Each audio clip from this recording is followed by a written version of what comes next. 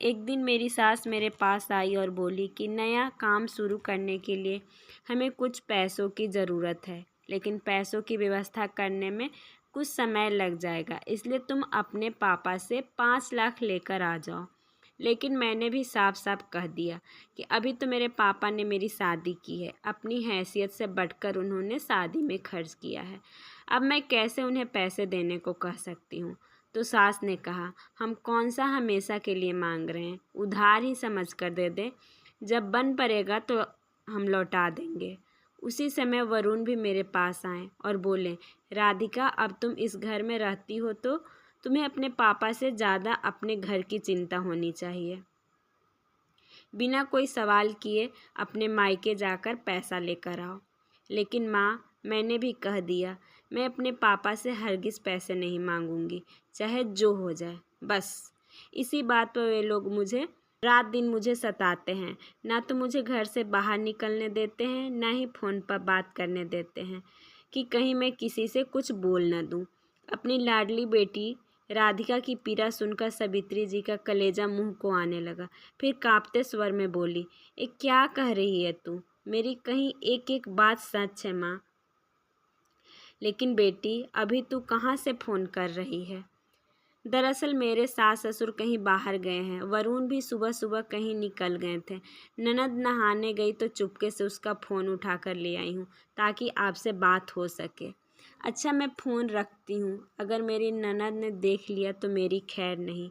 आप एक बार पापा से बात ज़रूर करना ताकि वह कोई कड़ा कदम उठा सके। कहते हुए राधिका ने फ़ोन रख दिया। लेकिन इधर फ़ोन बंद हो जाने के बाद भी सावित्री जी फ़ोन की कानों से लगाए पत्थर की मूरत बनी खड़ी। दिल को जैसे कोई सदमा सा लगा था। उन्होंने प्रशांत जी को फ़ोन करके जल्दी से आने को कहा। सावित्री जी की घबराई हुई आवाज़ सुनकर प्रशांत जी बिना काम ख़त्म किए घर पहुँचे तो सावित्री जी ने रोते हुए उन्हें सारी बातें बता दी। लाडली बेटी पर होने वाले अत्याचार की कहानी सुनकर प्रशांत जी की आंखों से भी आंसू बहने लगे। तभी सावित्री जी सिसकते हुए बोली, अब आप ही कुछ कीजिए। पता नहीं मेरी बच्ची कैसे घुट घुट कर जी रही होगी उन दरिंदों के बीच। नहीं सावित्री, यह वक्त हिम्मत हारने की नहीं बल्कि समझदारी से काम लेने का है। हम कल ही गुड़गांव चलते हैं उससे मिलने के लिए। हमसे मिलकर उसे कुछ हौसला मिलेगा। कोशिश करेंगे कि उसे कुछ दिनों के लिए अपने घर दिल्ली ही ले आएं। अगले दिन प्रशांत जी और सावित्री जी अपनी बेटी के घर पहुंच गए। सावित्री जी ने अपनी लाडली को नज़र भर कर देखा तो हैरान रह गई। कभी फूलों की तरह खिलता था चेहरा, आज उसी चेहरे से रौनक बहुत दूर चली गई थी। आओ भागत की तो बात दूर है। वे तो यह देखकर हैरान थी कि शादी के समय जो लोग उन्हें हंसते मुस्कुराते हुए नजर आ रहे थे, आज उन्हीं चेहरों पर केवल गुस्से का ही भाव नजर आ रहा था। वे स्वयं को वहां खड़े ऐसा महसूस कर रहे थे जैसे जेलर के सामने कोई अपराधी खड़ा हो। जब अपनी बेटी राधिका से मिले तो भी खुलकर बात नहीं हो पाई क्योंकि सब लोग आसपास ही मंडरा रहे थे।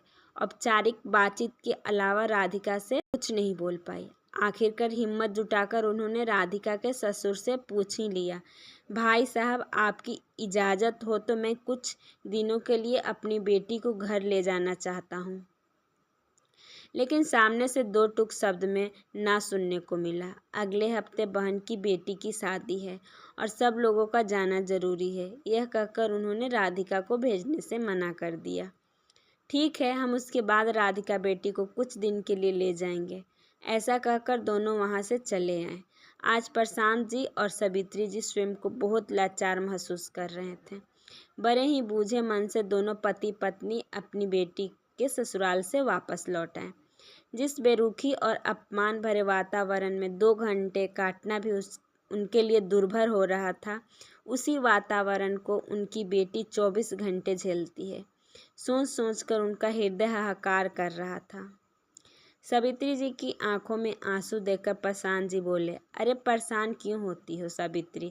15 दिन बाद राधिका की सहेली की शादी है ना, तब राधिका को कुछ दिन के लिए हमारे पास ही रहने बुला लेंगे। 15 दिन बीत चुके थे। राधिका दिल्ली आई तो जरूर, लेकिन केवल अपनी सहेली की शादी के लिए। अपनी पति के साथ आई थी, चाहकर भी माता पिता दामाद के सामने बेटी से कोई बात नहीं कर पा रहे थे। मीरा भी अपनी बहन से बात करने के लिए छटपटा रही थी। 2 मिनट के लिए वरुण वॉशरूम गए तो सावित्री जी और मीरा को राधिका से बात करने का मौका मिल गया। उसे हल्की सी साड़ी में देखकर मीरा गुस्से से बोली, यह क्या दीदी, अपनी सहेली की शादी में अच्छे से तैयार भी होकर नहीं आई हो? न गहने न अच्छे कपड़े। तो राधिका भारी आंख लिए बोली, क्या पहनती? मेरे सारे गहने और कपड़े तो इन्होंने अपनी बेटी की शादी के लिए रख दिए, मुझे तो देखने तक का मौका नहीं दिया। सुनते ही मीरा और सावित्री जी का कलेजा कांप गया। फिर बोली, लेकिन बेटी, हमारा दिया गया सामान भी तेरे घर में मौजूद नहीं था, कहीं वे भी? बोली, कहाँ से होता माँ, इतने शौक से तुमने मुझे घर की एक एक चीज़ दी थी। TV, fridge, AC, sofa, washing machine, सब कुछ तो इन लोगों ने बेच खाया है। तभी सामने से राधिका का पति वरुण आता हुआ दिखा तो दोनों एकदम समान होने का नाटक करने लगे। राधिका को कुछ दिन यहीं छोड़ने के लिए सावित्री जी ने उसके पति वरुण से कहा, तो भी ना ही सुनने को मिला। इस बार बहाना यह था कि अगले दिन उन दोनों के दोस्त के घर डिनर पर जाना है, तो राधिका फिर कभी आ जाएगी। तभी प्रशांत जी ने अपनी जेब से एक नया मोबाइल निकाला जो उन्होंने राधिका के लिए खरीदा था और उसे देते हुए बोला, जब दिल करे बात कर लेना। चलो राधिका, देर हो रही है, वरुण ने कहा और उसी रात वे लोग घर वापस चले गए। लेकिन राधिका ने अभी अभी अपने ससुराल के बारे में जो कुछ भी बताया था, यह सुनकर सावित्री जी को चैन नहीं आ रहा था। काश एक जादू की छड़ी होती मेरे पास, जिससे मैं अपनी बेटी की ज़िंदगी की राह में आने वाले सारे दुख रूपी कांटों को बटोर लेती और उसकी राह में खुशियों के फूल बिखेर देती। कहते हुए सावित्री जी फूट फूट कर रो पड़ी। परंतु दूसरी ओर प्रशांत जी को इस बात की तसल्ली भी थी कि अब कम से कम राधिका अपने मायके में फ़ोन तो कर पाएगी। लेकिन जिस बात का सावित्री जी को डर था वही हुआ। राधिका का फ़ोन भी उसके पति ने यह कहकर छीन लिया कि तुम इसका क्या करोगी, यह लेटेस्ट डिज़ाइन का मोबाइल मेरे लिए ठीक रहेगा। वैसे भी मुझे नए मोबाइल की ज़रूरत थी। तुम्हें अपने मायके में बात करनी होगी तो माँ के फ़ोन से कर लेना। कुछ दिन बाद किसी याचक की तरह उसने अपनी सासू माँ से मोबाइल मांगा तो सास ने तिरछी नज़र से उसे ऐसे देखा कि राधिका का लगभग आधा खून सूख गया। चुपचाप वह वापस अपने कमरे में आकर बैठ गई। राधिका पर दिन ब दिन अत्याचार बढ़ते ही जा रहे थे। कभी खाना बनाने में जरा सी भी देर हो जाए तो उसके पति ही आसपास पड़ी कोई भी चीज़ उठाकर उस पर दे मारता था।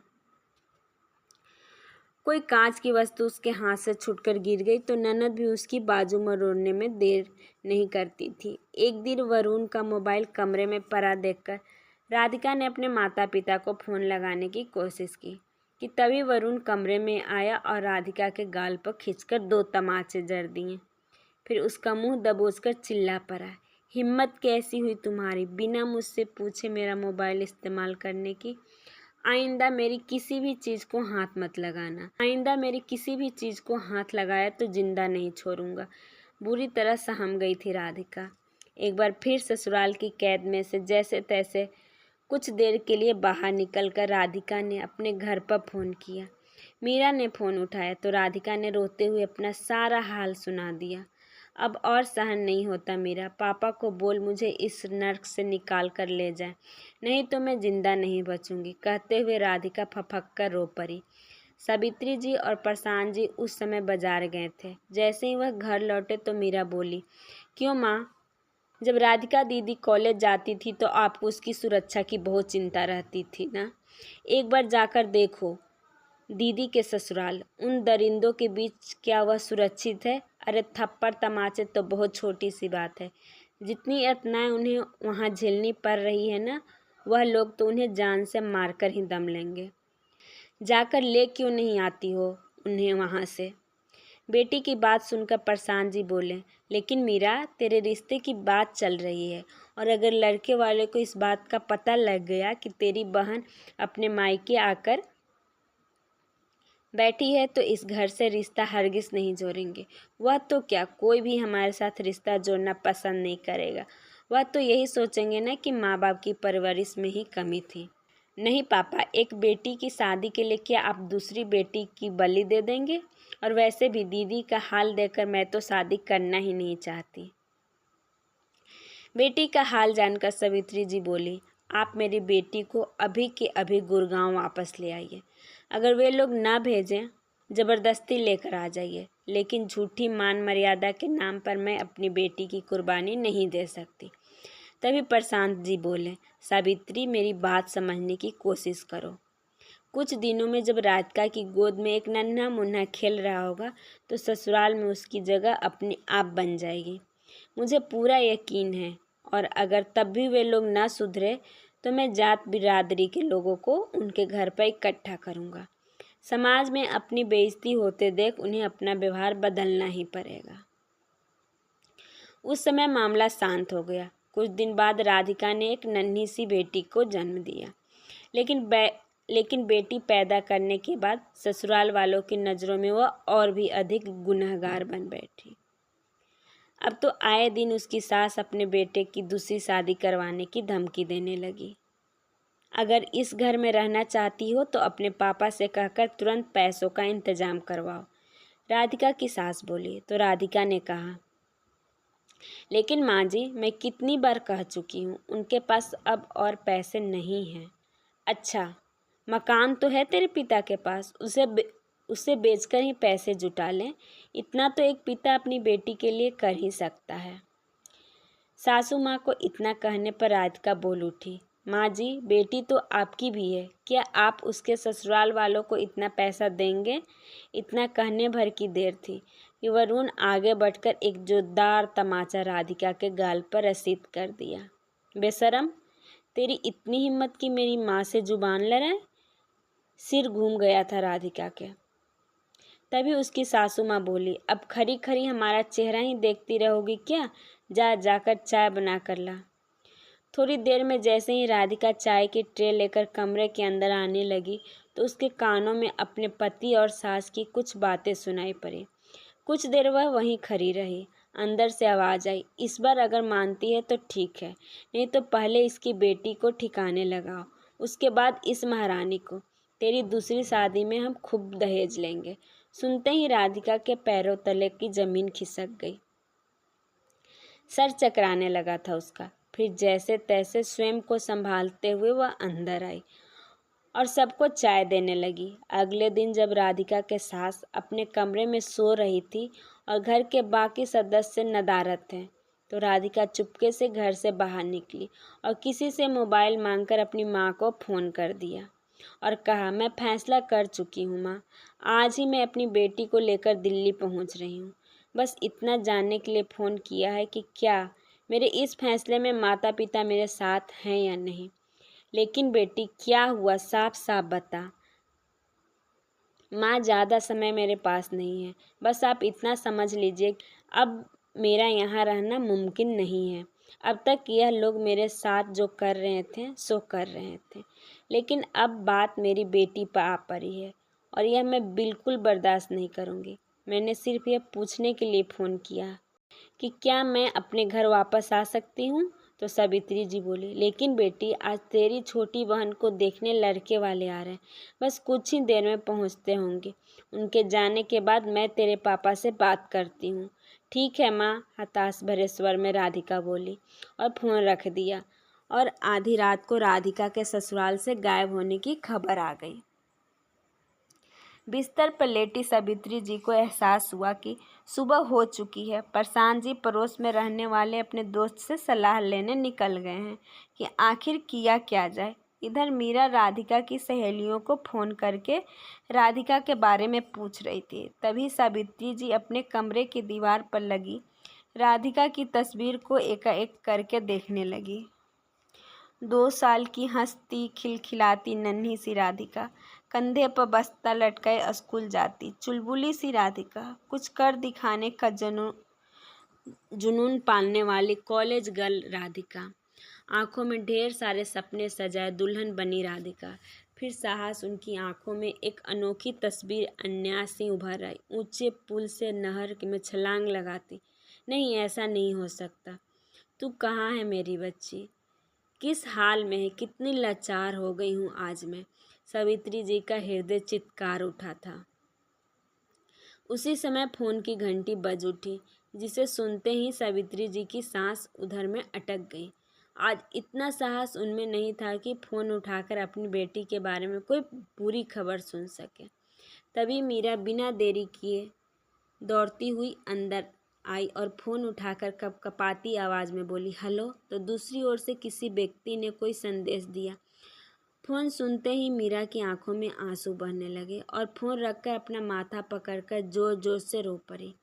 अभी तक प्रशांत जी भी घर आ चुके थे। सावित्री जी और प्रशांत जी उसकी हालत देखकर अंदर तक सिहर उठे। किसका फ़ोन था?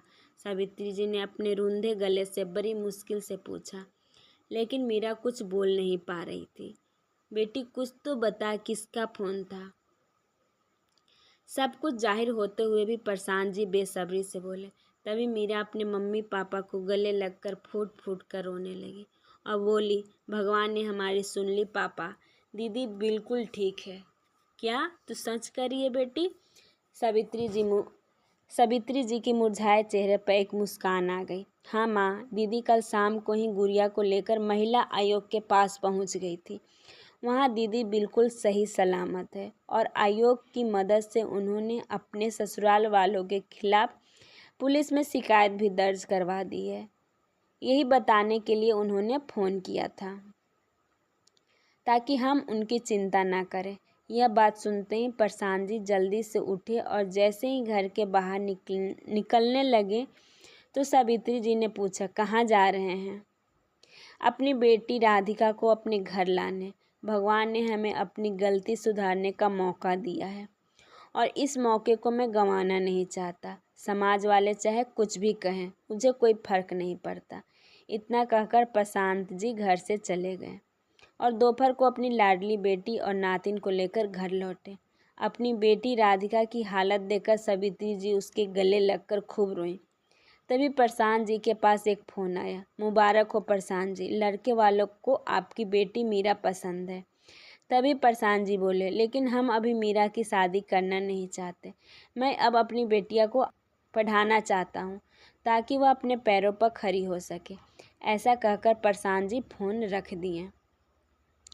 सावित्री जी और उनकी दोनों बेटियां बड़ी हैरानी से प्रशांत जी को देख रही थी। शायद उन्हें अपने कानों पर यकीन नहीं हो रहा था। तभी प्रशांत जी बोले, और राधिका बेटी, तुम भी अपनी यूपीएससी परीक्षा की तैयारी शुरू कर दो। मैं अपने दोनों बेटियों को इस समाज में शान से सर उठाकर चलते हुए देखना चाहता हूँ। प्रशांत जी के इतना कहने की देर थी कि दोनों बेटियां मुस्कुराते हुए उनके गले लग गई। लगभग 6 महीने बाद राधिका का वरुण से तलाक भी हो गया। राधिका जी जान से अपनी परीक्षा की तैयारी में जुटी हुई थी। देखते ही देखते 4 साल बीत गए। आज तलाक के 4 साल बाद वही वरुण जो कभी अपनी पत्नी को दहेज के लिए उत्पीड़ित किया करता था, आज अपनी बहन को इंसाफ दिलाने के लिए भटक रहा था। उसकी बहन के साथ उसके ससुराल वाले बिल्कुल वैसा ही व्यवहार कर रहे थे जैसा कभी राधिका के साथ उसके ससुराल में किया जाता था। बहन के ससुराल वालों के खिलाफ अर्जी लेकर जब वरुण अपनी मां और बहन को लेकर एसपी ऑफिस पहुंचा तो उस समय एसपी साहब ऑफिस में नहीं थे। वरुण की मां और बहन वहीं एक कुर्सी पर बैठ गए।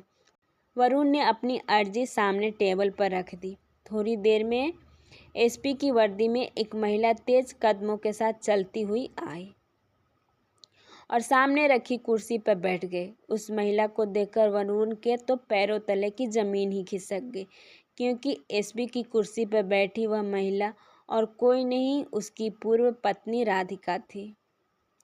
राधिका ने भी उसे पहचान लिया था। उसने एक नज़र उठाकर उन लोगों की ओर देखा। वरुण की बहन के चेहरे और शरीर पर नीले काले निशान पड़े हुए थे। उसे देखते ही राधिका को अपना समय याद आ गया। आंखों से आंसू निकलने को बेताब हो उठे, लेकिन फिर खुद को संयत करते हुए राधिका ने किसी अनजान की तरह अपनी टेबल पर रखा हुए पेपर उठाया और पढ़ने लगी। इधर वरुण की माँ और बहन की ऐसी हालत हो रही थी जैसे काटो तो खून नहीं। तभी राधिका बोली, दहेज का केस है, मारा पीटा जाता है तुम्हारी बहन को, और मायके से पैसे लाने को भी बोला जाता है। यह सारी बातें तो आजकल आए दिन सुनने को मिलती है, क्यों मिस्टर वरुण? राधिका ने वरुण की आंखों में आंखें डालते हुए कहा तो वरुण पसीने से तरबतर हो गया। शर्मिंदगी के कारण नज़र झुकाए वे लोग वहां से उठकर चल दिए।